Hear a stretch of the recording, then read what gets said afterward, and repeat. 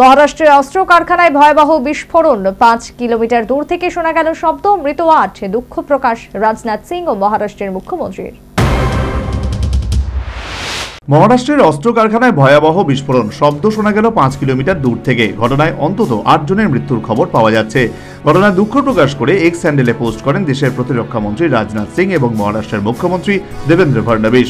এদিকে এই ঘটনা নিয়েও শুরু হয়েছে রাজনীতি। মহারাষ্ট্র প্রদেশ কংগ্রেসের সভাপতি নানা পাটোলের অভিযোগ, সঠিকভাবে রক্ষণাবেক্ষণ না হওয়ার জেরেই এই বিস্ফোরণ। এর জন্য দায়ী মোদী সরকারের ব্যর্থতা। অন্যদিকে মহারাষ্ট্রের ভান্ডারের জেলা কালেক্টর সঞ্জয় কোল্টে জানিয়েছেন, ভান্ডারার কারখানায় একটা দুর্ঘটনা ঘটেছে। সঙ্গে সঙ্গে ঘটনাস্থলে উদ্ধারকারী দল এবং মেডিকেল টিম পাঠানো হয়।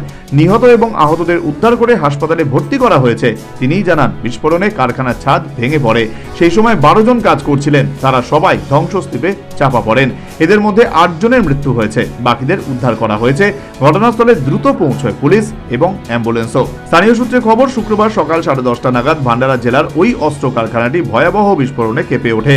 কালো ধোঁয়ায় ঢেকে যায় গোটা এলাকা। বিস্ফোরণের তীব্রতা এতটাই বেশি ছিল যে সেটা শব্দ শোনা যায় 5 কিলোমিটার দূর থেকে। শোনা যাচ্ছে বিস্ফোরণের তীব্রতায় ওই কারখানার ছাদ ভেঙে পড়ে।